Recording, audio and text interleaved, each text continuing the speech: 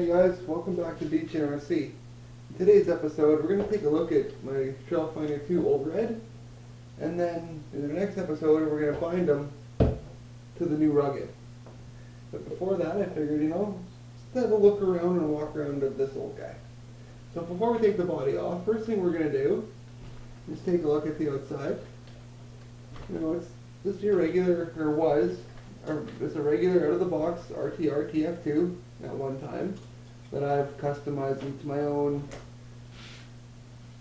what I like personally so far. Like, it's got the RC4WD fender flares, it's got the roll bar, it's got the tough armor bumper front, rear, and front. It's got the Warren winch, which is actually underpowered for the weight of my truck because it is heavy.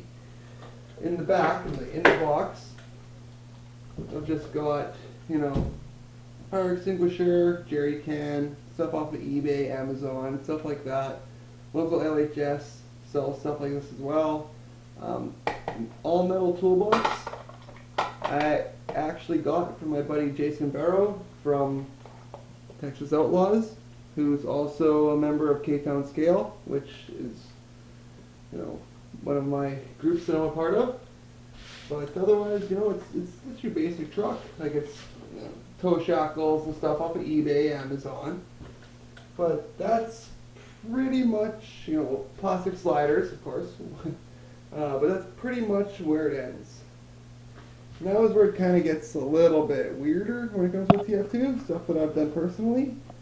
Let's see if I can show you guys, if it'll show. Probably not. I'll have to take the body off. Yeah, no, that's not showing up. Here. You know what? Let's just take the body off and show you guys what I'm talking about. That's one thing about hard bodies I'm not really a fan of. I'm just going to unplug this before. Is, it's such a pain to get off. Now what I was showing you guys is inside. You can't really see it, but it's got the seat, the dash, all that stuff. I did my own custom door panels. Full light kit. And I mean full light kit. Reverse, signals, all that. That's what, move the body out of the way. That's what these guys here are for. And then underneath, I made myself a full floor pan. The sound kit for Red actually doubles as a center console where I've glued shifters to it. And it actually works really, really well. Let me grab the body again. On the seat here, I actually notched it to fit snugly over the sound box, so that when everything's all down, you literally don't see anything. Like, when you look inside the cab, it looks like an interior, except for door panels, which I'm buying I bought a 3D printer today, so when that shows up, I'll be printing my own door panels. So Red will be undergoing some changes.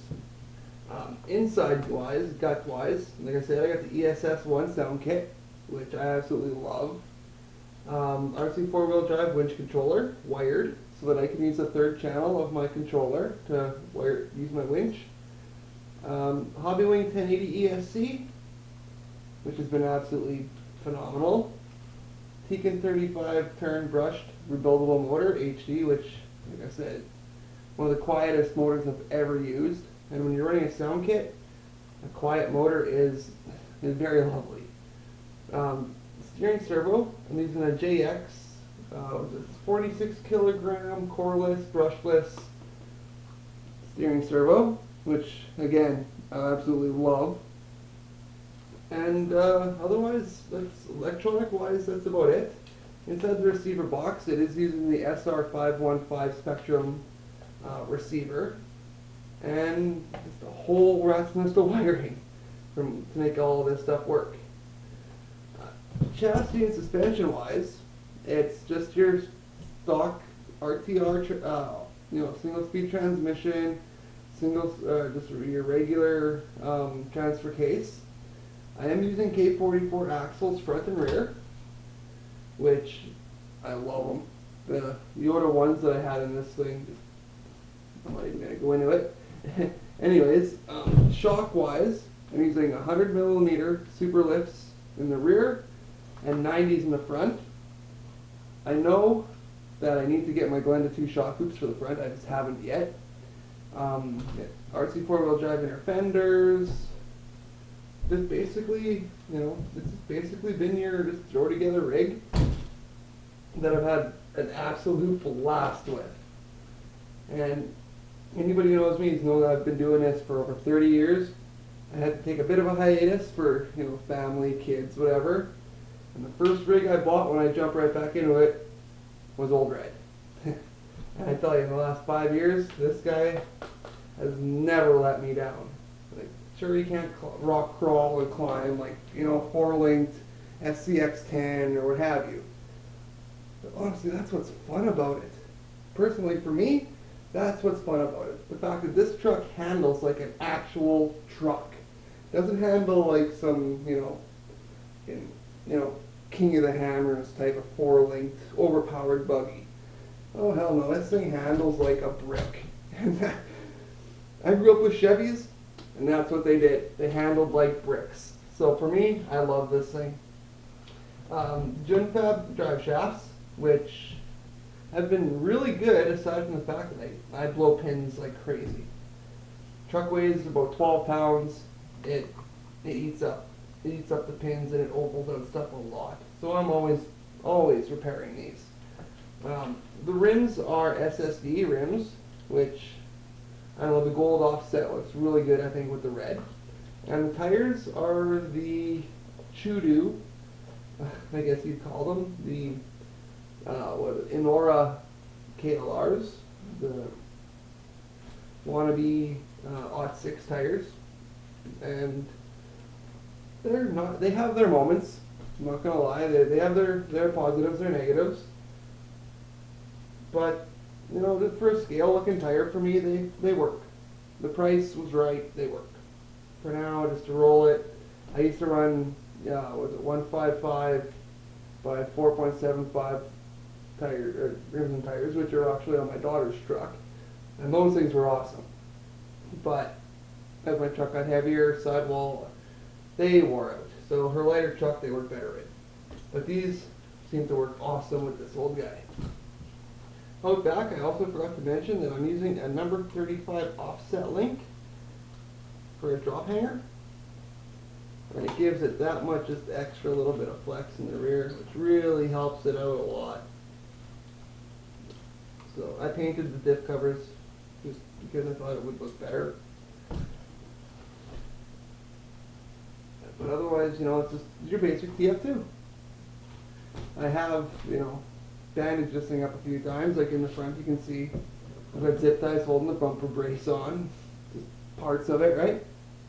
So it is what it is. But I keep it greased with, let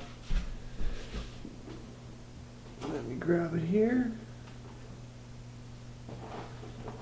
Keep my truck nice and lubed.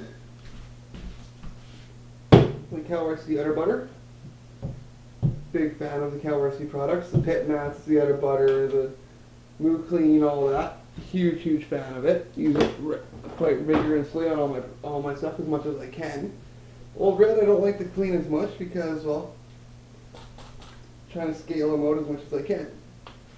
So we'll put him off to the side right now. Let's take a little bit better look at this body. Some of the little, you know, stuff additions I've done. Like I forgot to mention this button right here. It runs all the light features, which is pretty cool. Mirrors are missing because the ex-girlfriend's cat decided he was hungry. You know, trim the front bumper off, stuff like that. Carbon fiber hood with, of course, I gotta have the RC Sparks logo. Anybody who knows me knows I gotta have the RC Sparks logo. Team Ultra RC Hobbies, big supporter of Ultra RC. This is actually a functional band-aid. There's a crack that actually runs through here from a rollover, which it happens, right? Before I had my roll bar. And once again, K-Town scale, Kevin, you guys, love you, family, right? Ultra, same thing. Black Label, RC, love you guys. And on the back, you know, I got all my K-Town, Cow RC, Hobby Wing, stuff. I like to support the companies that make my fun happen. Okay, I'm not paid by any of these people at all. Like literally at all. Yeah, I monitor for RC Sparks, but it is all volunteer. I don't get paid a dime. I don't benefit a dime aside from, you know, just my name being out there and people associating me with the brand, which I can't do anything about that. But as a person with morals, I can turn down a lot of shit, which I do. Okay. On the back, like, yeah, Trip, RC Ascension Canada, we got you there, buddy. RC Hobbies, they're my LHF, or local hobby store in Regina. And once again, Team Ultra. My license plate for Old Red, I got Crawler Concepts, which they make really good plates, I'm not gonna lie. The quality's not bad. I got one on my daughter's truck, I got one on my stepson or ex-girlfriend's son's truck. Pretty much all the rigs I've got these so far. But I am looking at other options. I'm not gonna say that I'm just loyal to one brand.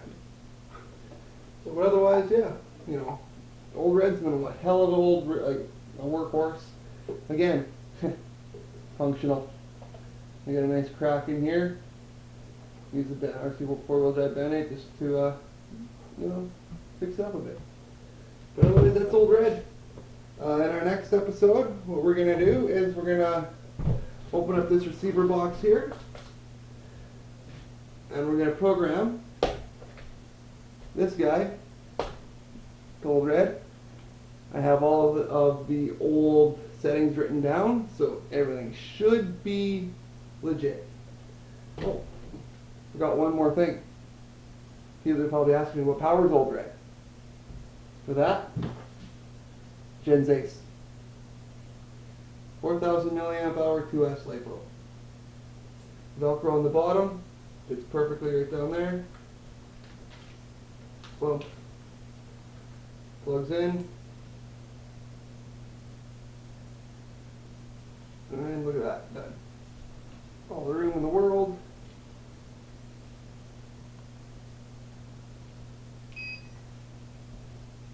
Fires right up.